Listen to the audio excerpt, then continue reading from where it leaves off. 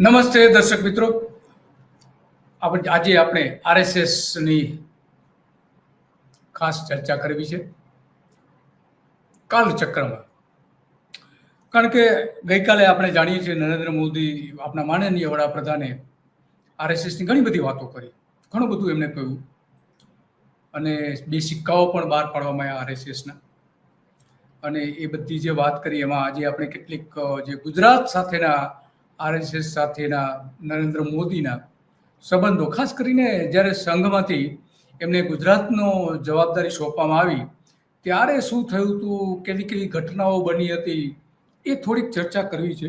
આમ તો નરેન્દ્ર મોદીને સંઘમાં લાવનાર એક જનસંઘના કાર્યકર હતા, સંઘ સાથે જોડાયેલા હતા, આરએસએસ સાથે જોડાયેલા હતા, અંબાલાલ કોષ્ટી, કે એ એમને ગાંધીનગર આપણે અમદાવાદની જે એસટીની જે કેન્ટીન હતી ત્યાંથી એમને લાયા હતા જનસંઘમાં, અને પછી અહીંયા સંઘ સાથે જોડાયા અને પછી તો ઘણી બધી પ્રગતિ એમની થઈ. પણ મૂળ એમને લાવનાર અંબાલાલ કોષ્ટી, કે જે અત્યારે ભારતીય જનતા પાર્ટીની જે ગાંધીનગરમાં કોબા પાસે જે કચેરી છે એમાં એ કામ કરે છે લાઇબ્રેરિયન તરીકે, અને એની ત્યાં ફરજ પણ બજાવે છે. તો મૂળ એ જૂના સાથીદાર એ નરેન્દ્ર મોદીના, અને સંઘમાં આવ્યા પછી ઘણી બધી પ્રગતિ કરી, બહુ સારું એમનું વક્તવ્ય હતું, લોકોને પ્રભાવિત કરી દે એ પ્રકારની એમની પાસે શબ્દ ભંડોળ અને વાક છટા પહેલેથી જ રહી છે. અને સંઘે એટલા માટે એમને ગુજરાતની જવાબદારી સોંપી એમને મંત્રી બનાવ્યા, ભારતીય જનતા પાર્ટીના મંત્રી બનાવ્યા. અને 1986માં અમદાવાદ મ્યુનિસિપલ કોર્પોરેશન જ્યારે ભારતીય જનતા પાર્ટી પાસે આવી ત્યારે એમને મંત્રી હતા, અને મહામંત્રી એની સાથે એમને મ્યુનિસિપલ કોર્પોરેશનની જવાબદારી સોંપી પ્રભારી તરીકે, અને ત્યાં એ ફરજ બજાવતા હતા. પરંતુ કેટલાક કાઉન્સિલરો જે હતા ભારતીય જનતા પાર્ટીના, એમણે વિરોધ કર્યો એમના વર્તનના સામે, એટલે એમને ત્યાંથી ખસેડી લેવા પડ્યા હતા થોડો સમય માટે.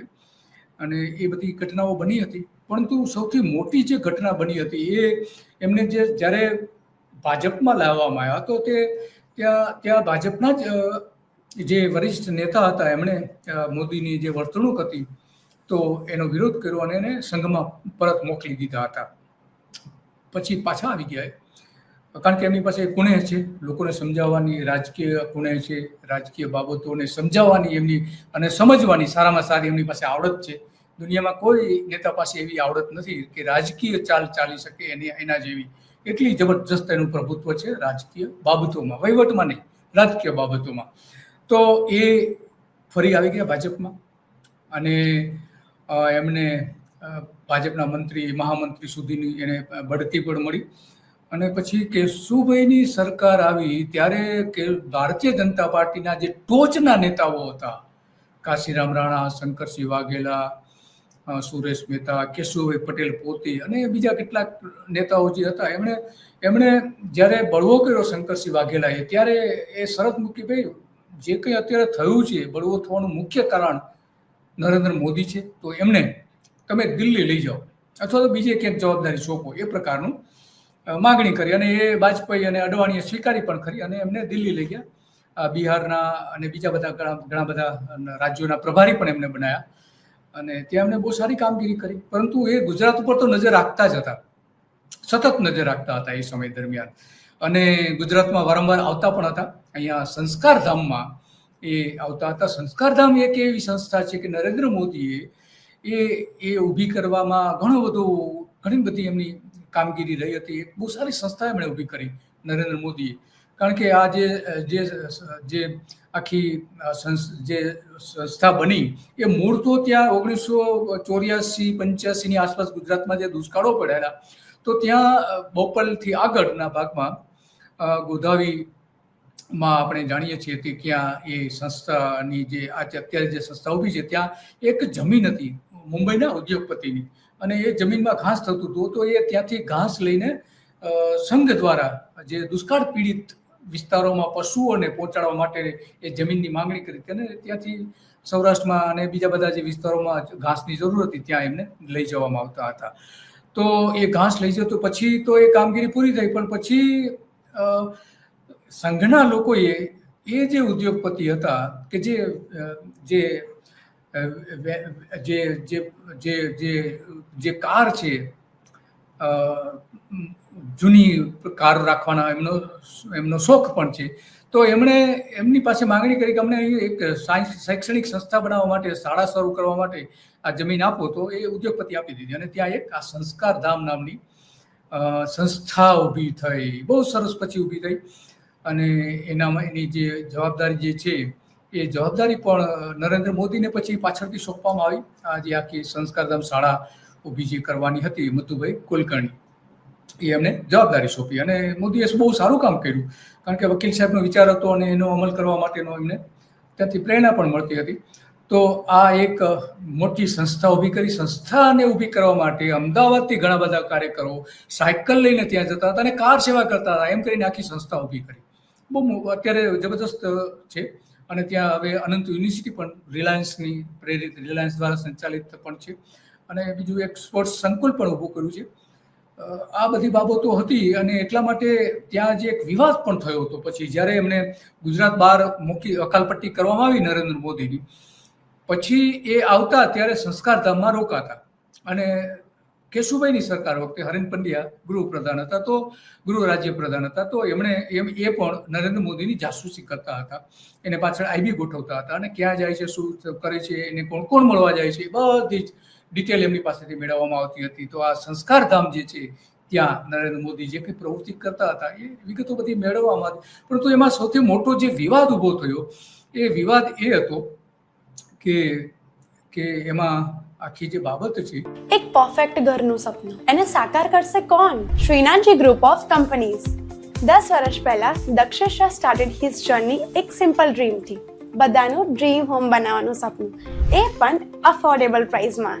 2015 થી હજારો ફેમિલીઝનું સપનું પૂરું કર્યું છે. તો તમે કેમ પાછળ રહી જાઓ? આજે જ મુલાકાત લો શ્રીનાથજી સામ્રાજ્ય અને સ્વસ્તિક પાર્કની અને તમારા સપનાને એડ્રેસ આપો. વિવાદ એ હતો કે 2000માં સંસ્કારધામમાં વૃદ્ધ સ્વયંસેવકો, સંઘના સ્વયંસેવકો જતા એનું સન્માન કરવા માટે તપવંદના કાર્યક્રમ નરેન્દ્ર મોદીએ રાખ્યો હતો. એનો વિવાદ થયો. સંઘના જે એ સમયના હોદ્દેદારો હતા એને વિરોધ કર્યો કે ભાઈ આપણે સંઘમાં આ પ્રકારની કોઈનું સન્માન કરતા નથી, આજ સુધી કોઈનું સન્માન નથી કર્યું, એકલ દોકલ કિસ્સાઓને બાદ કરતા.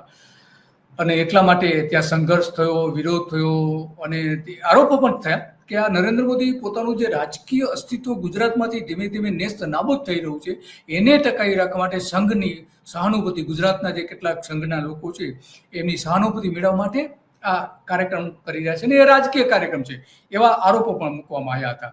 અને એટલા માટે મોહન ભાગવત પણ આ કાર્યક્રમમાં હાજર રહેવાના હતા, પણ પછી એમના પિતાશ્રીનું અવસાન થયું એટલે હાજર નહોતા રહ્યા.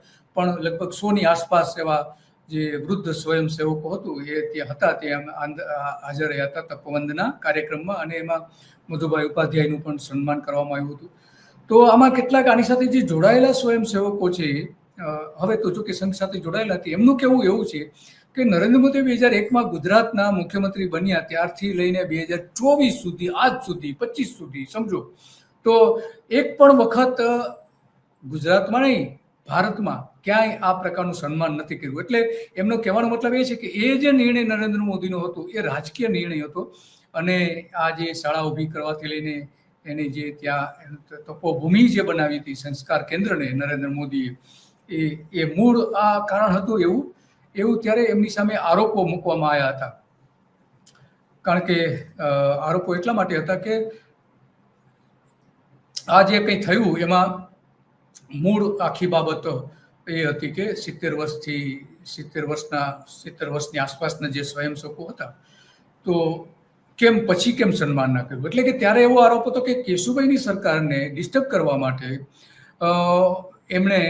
એમના માટે પોતાનું જે રાજકીય પ્રભુત્વ ઘટી રહ્યું હતું એ વધારવા માટે આનો ઉપયોગ કરવામાં આવતો હતો.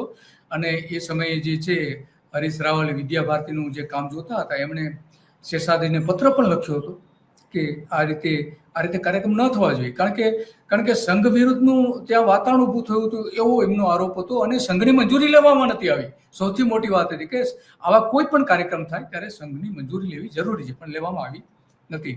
એટલા માટે એવું માનવામાં આવતું હતું કે આ એક રાજકીય ષડયંત્ર હતું અને એને કોઈ પણ રીતે એ મૂળ વાત એની જે આ આપણે સંઘના કેટલાક આ સંઘનું જે સંસ્કારધામ જે બોપલમાં છે એની આપણે તસવીર જોઈ રહ્યા છીએ. તો એ સમયે સંસ્કારધામમાં ટ્રસ્ટીઓને વિશ્વાસને લઈને એમને કાર્યક્રમ તો કરી નાખ્યો. મધુભાઈ કુલકર્ણીએ વિરોધ કર્યો હતો. મનમોહન વૈદ પ્રાંત પ્રચારક ક્યારે હતા, એમણે કહ્યું હતું કે ભાઈ અમારી કોઈ મંજૂરી લીધી નથી અને કાર્યક્રમ શા માટે થઈ રહ્યો છે. આ બધી બાબતો હતી ત્યારે. અને આમ જે મોટા વિવાદો થયા હતા સંઘમાં, મોટા પ્રમાણમાં વિવાદો થયા હતા. અને એમાં મૂળ એમને હતું કે જે સંજય જોશીને જવાબદારી સોંપવામાં આવી હતી, એમને ગુજરાતમાંથી હાંકી કાઢ્યા પછી સંજય જોશીને મહામંત્રી બનાવ્યા હતા. અને પછી ભાજપ એની રીતે ચાલતો હતો, સરકાર એની રીતે ચાલવા લાગી હતી. એટલે એમને થયું હશે એવું નરેન્દ્ર મોદી કે મારા વગર આ બધું સંઘ અને ભાજપ જો ચાલશે તો મારું કદાચ બની શકે કે અસ્તિત્વ જોખમમાં આવી શકે. કારણ કે સંજય જોશીને એમણે ભારતીય જનતા પાર્ટીએ મહામંત્રી બનાવ્યા હતા સંઘની સૂચનાથી. તો એ બધી જે બાબતો થઈ હતી એમાં જે આખી રાજ રમત કેવી હતી એ આખો પર્દાફાશ થયો હતો. અને એટલા માટે એ અત્યંત મહત્વની છે. હવે જે સંઘ માટે નરેન્દ્ર મોદી શું કહી રહ્યા છે એ પણ આપણે સાંભળીએ. साथियों, 2047 का भारत तत्वज्ञान और विज्ञान, सेवा और समरसता से गढ़ा हुआ वैभवशाली भारत हो, यही संघ की दृष्टि है.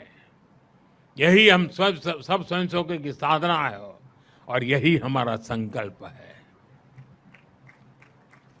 साथियों, हमें हमेशा हमेशा याद रखना है, संघ बना है राष्ट्र के प्रति अटूट आस्था से. संघ चला है राष्ट्र के प्रति अगाध सेवा के भाव से.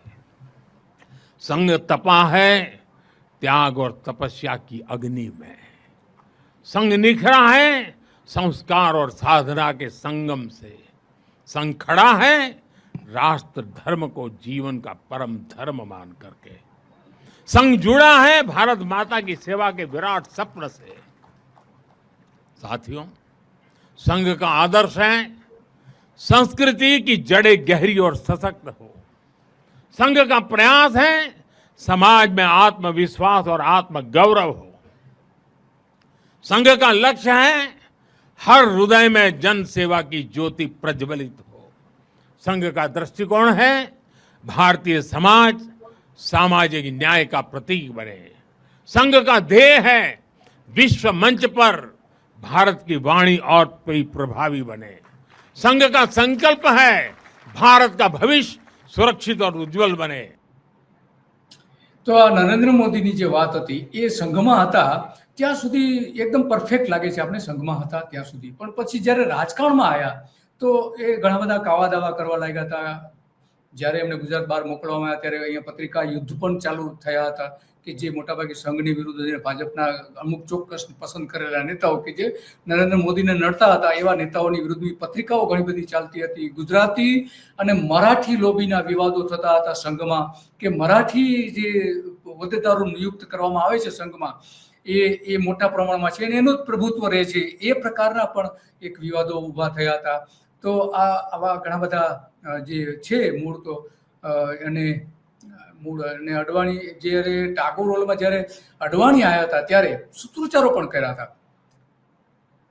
નરેન્દ્ર મોદીની તરફેણમાં સૂત્રોચ્ચારો ત્યાં થયા હતા જ્યારે ગુજરાત બહાર મોકલી દેવામાં આવ્યા હતા. તો આવું પણ થયું હતું. અને નરેન્દ્ર મોદીએ જે કેશુભાઈ મુખ્યપ્રધાન થયા ત્યારે એની એન્ટ્રી ચેમ્બરમાં રહીને સુપર સીએમ તરીકે કામ કરતા હતા. આ અંગે સાધનામાં આર્ટિકલ લખવામાં આવ્યો તો બચુભાઈને રાજીનામા આપવાની ફરજ પાડવામાં આવી હતી. કેશુભાઈના કચેરીમાં જેટલા પણ કામ કરતા હતા એ બધા સંઘ સાથે જોડાયેલા અને નરેન્દ્ર મોદીએ જ બધાને નિયુક્ત કરી હતી સંઘના નામે. તો આવા ઘણા બધા રાજકીય કાવા દાવા છે એ જ્યાં સુધી સંઘમાં હતા ત્યાં સુધી એમની તપ બરાબર હતું કે સંઘ માટે.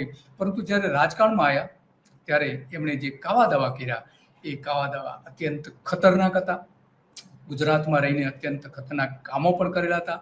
અને સંસ્કારધામમાં જે ઊભું કરવા માટે પ્રફુલ્લભાઈ પટેલ કે જે અત્યારે આપણે જાણીએ છીએ કે સંઘનો જે પ્રદેશ છે ગુજરાતની આજુબાજુનો દીવ દમણ અને એમાં એમને એમને જવાબદારી સોંપેલી છે. તો એમને સંસ્કાર કેન્દ્રમાં જે ઘણી બધી ઇમારતો ઊભી કરવાથી લઈને જે ફંડ ભેગું કરવાનું હતું એ બધું એમાં એમને મદદ કરી હતી. તો આવા ઘણા મુદ્દાઓ એવા છે. આ ઉપરાંત પણ ઘણા બધા મુદ્દાઓ છે કે જે નરેન્દ્ર મોદી સંઘમાં રહીને સંઘની વિરુદ્ધ ની રાજકારણમાં આવ્યા પછી સંઘ વિરુદ્ધ કઈ રીતે કાવતરાઓ કરતા હતા એ બધા જ પર્દાફાશ થાય એવા ઘણા બધા મુદ્દાઓ છે.